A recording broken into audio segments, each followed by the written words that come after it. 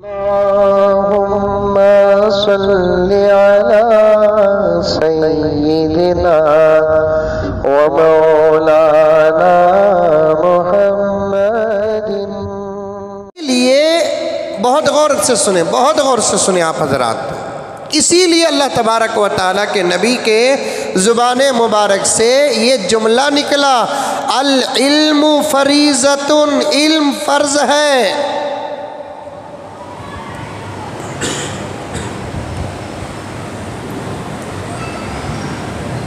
جب پیارے آقا، دوسرا پوائنٹ سنو، جب پیارے آقا صلی اللہ علیہ وسلم 40 سال کے بعد امت کے سامنے اعلان نبوت کیا اور اللہ تبارک و تعالیٰ نے آپ کو اجازت دی کہ اے پیغمبر، اب آپ جس مقصد کے تحت بھیجے گئے ہیں اس مقصد کا کام شروع کرو، کہو اپنی امت کے سامنے کہ میں اللہ کا نبی ہوں، اللہ کا رسول ہوں، وہ بھی آخری رسول ہوں۔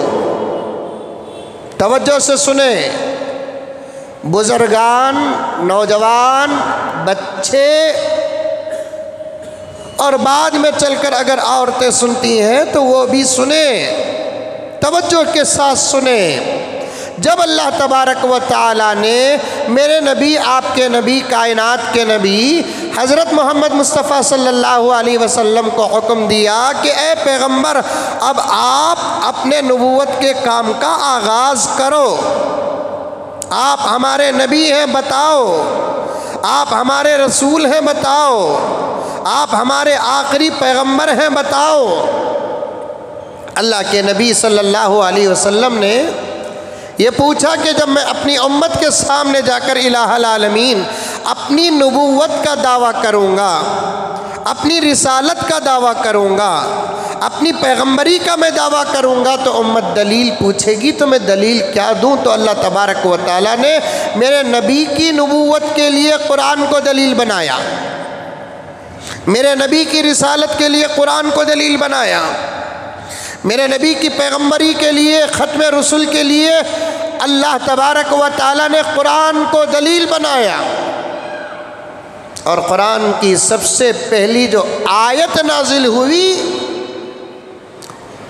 وہ آپ تمام حضرات جانتے ہیں کہ اقرأ بسم ربک الذی خلق۔ پوائنٹ سمجھاتا ہوں، سنو۔ مکے کے اندر، عرب کے اندر ہر قسم کی بیماری روحانی، ہر قسم کا گناہ تھا، اور وہ بھی ایسے گناہ شاید آپ کے اور ہمارے معاشرے میں اس وقت ہو یا نہ ہو پتہ نہیں، ماں کا سودا نہیں ہوتا آج، لیکن میرے نبی کے آنے سے پہلے ماؤں کا سودا ہوتا تھا، بیوی کا سودا نہیں ہوتا، یا ہوتا ہے تو عام نہیں ہوتا۔ اب میرے نبی کے آنے سے پہلے بیویوں کا سودا ہوتا تھا، بہت ساری جگہ پر جوا خانے ہوں گے، قحبہ خانے ہوں گے، جوا کھیلنے والے ہوں گے، وہاں جا کر لوگ پراپٹیاں ہار جاتے ہیں، وہاں جا کر لوگ پیسے ہار جاتے ہیں، یا اپنے گھر کے ساز و سامان ہار جاتے ہیں۔ یہ تو آج کل چل رہا ہے اور سننے میں آتا ہے، غیر مسلمان بھی اس میں مبتلا اور ملوث ہے، لیکن عرب کے اندر جوا چلتا تھا۔ جب ہارتے ہارتے نوبت گھر کے افراد اور عورتوں پر آتی تو باپ اپنی بیٹی کو بھی جوے میں ہار دیتا تھا، شوہر اپنی بیوی کو جوے میں ہار دیتا تھا، اور بیٹا اپنی ماں کو جوے میں ہار دیتا تھا۔ ایسی برائیاں تھی، لیکن اللہ کے نبی صلی اللہ علیہ وسلم پر قرآن پاک کی سب سے پہلی جو آیت نازل ہوئی، یہ نہیں نازل ہوئی کہ اے پیغمبر آپ اپنی امت کو زنا سے بچاؤ، آپ اپنی امت کو جوے سے بچاؤ، آپ اپنی امت کو شراب سے بچاؤ، آپ اپنی امت کو جھوٹ سے بچاؤ، آپ اپنی امت کو دھوکے سے بچاؤ، سود سے بچاؤ۔ ایک بت کی نہیں، 160 بتوں کی پوجا۔ آج بت خانوں میں بت کی پوجا ہوتی ہے تو بت خانوں میں بت کی پوجا ہوتی ہے، لیکن مکے کے اندر کعبے کے اندر بتوں کی پوجا ہوتی تھی۔ کمپیئر کرو، غور کرو۔ آج بھی پوجا ہے، لیکن بت خانوں میں بت کی پوجا ہے، لیکن مکے میں اللہ کے گھر میں بت کی پوجا ہوتی تھی۔ اللہ نے یہ نہیں کہا کہ پیغمبر جاؤ، جا کر کعبے پہ رکھے ہوئے سب وہ بتوں کو توڑ دو اور گرا دو، ختم کر دو۔ نہیں، اللہ کے نبی کو اللہ نے یہ نہیں کہا۔ نماز نہیں جانتے تھے، روزہ نہیں جانتے تھے، زکوٰۃ نہیں جانتے تھے، حج جانتے تھے، لیکن طریقہ اتنا گھٹیا طریقہ کہ ننگا حج کرتے تھے، ننگا، مادر ذات ننگا حج کرتے تھے۔ لیکن اللہ تبارک و تعالیٰ نے یہ نہیں کہا اے پیغمبر جاؤ اپنی امت کو نماز سکھاؤ، روزہ سکھاؤ، حج سکھاؤ، زکوٰۃ سکھاؤ، فلاں سکھاؤ۔ سب سے پہلی جو آیت آئی وہ علم کی آیت آئی۔ حضرات علماء فرماتے ہیں جب انسان کے اندر علم آ جاتا ہے، ہر اچھائیاں آ جاتی ہے اور ہر قسم کی برائیاں ختم ہو جاتی ہیں۔ علم کے بغیر اچھائیاں آنا بھی خطرہ ہے۔ یہ بہت پوائنٹ کی بات بتا رہا ہوں میں۔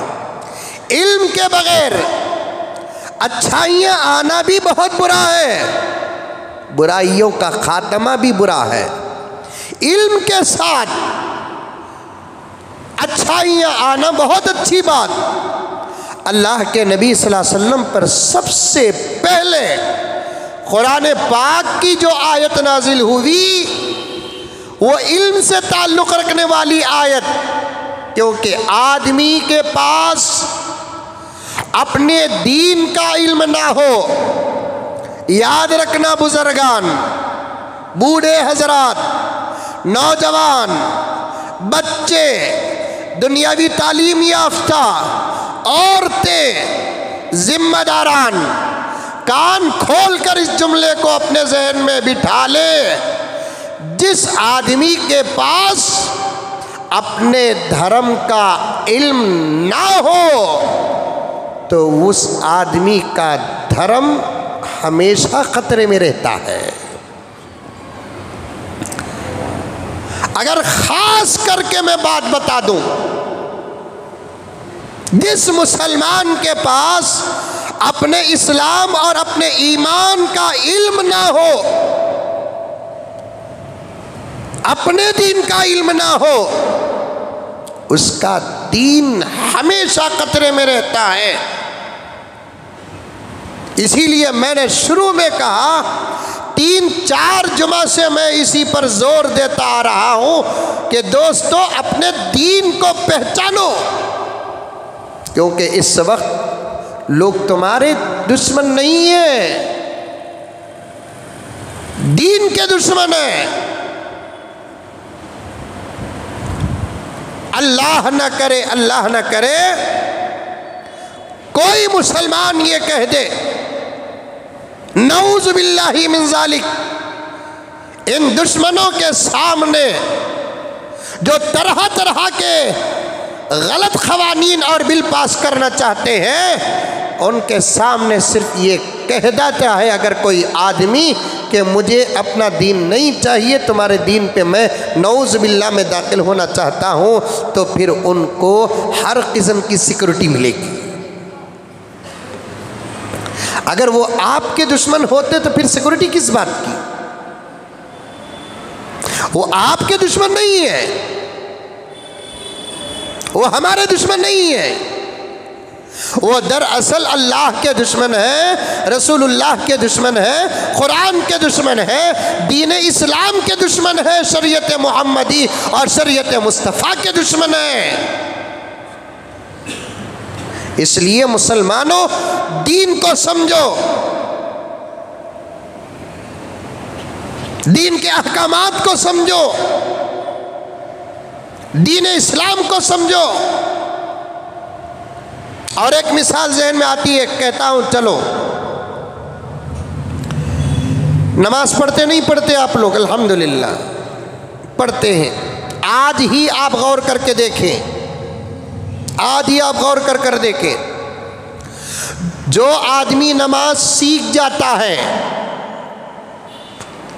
اس کی نماز کو بھی آپ دیکھیں، جو آدمی نماز سیکھا نہیں اس کی نماز کو بھی آپ دیکھیں، دونوں کی نماز کے درمیان میں واضح فرق نظر آئے گا۔ سیکھ کر نماز پڑھنے والے کی نماز ہی الگ ہوتی ہے، سیکھے بغیر نماز پڑھنے والے کی نماز ہی الگ ہوتی ہے۔ اب یہ دونوں کے درمیان میں فرق آیا کیوں؟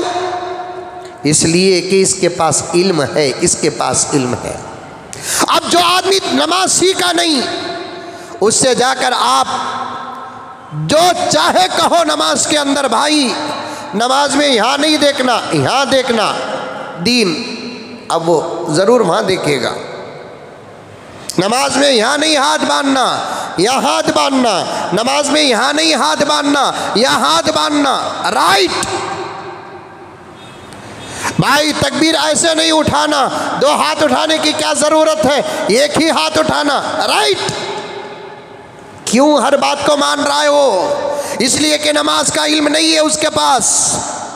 اب یہ آدمی سیکھا ہے، اس کے پاس جا کر کہو کہ بھائی ہاتھ یہاں نہیں یہاں باندھو، وہ کہے گا کہ جاہل تو پڑھا کہ میں پڑھا، میں نے ہاتھ یہاں باندھنا حدیث میں پڑھا ہے، میں نے ہاتھ یہاں باندھنا امام ابو حنیفہ کے اجتہاد میں پڑھا ہے۔ بھائی نماز میں یہ سورت پڑھو، یہ سورت پڑھو، تو وہ کہے گا کہ میں نے قرآن و حدیث میں نماز میں کیا پڑھنا، نماز میں کیسے کرنا، نماز میں کہاں دیکھنا، نماز میں کب جھکنا، نماز میں سجدہ کیسے کرنا، مجھے سب الحمدللہ معلوم ہے۔ اگر آپ کہہ رہے ہیں تو دلیل مضبوط پیش کرو، اگر آپ کے پاس دلیل نہیں ہے تو میری دلیل کو لے لو۔ جو آدمی سیکھا ہوا ہے اسے گمراہ نہیں کر سکتے، جو نہیں سیکھا ہے اسے گمراہ کر سکتے ہیں۔ اسی لیے دین سیکھ جاؤ، دنیا کی کوئی طاقت تمہیں گمراہ نہیں کرے گی۔ اگر تم دین نہیں سیکھو گے ہر دور میں تمہارے ایمان کو خطرہ ہے۔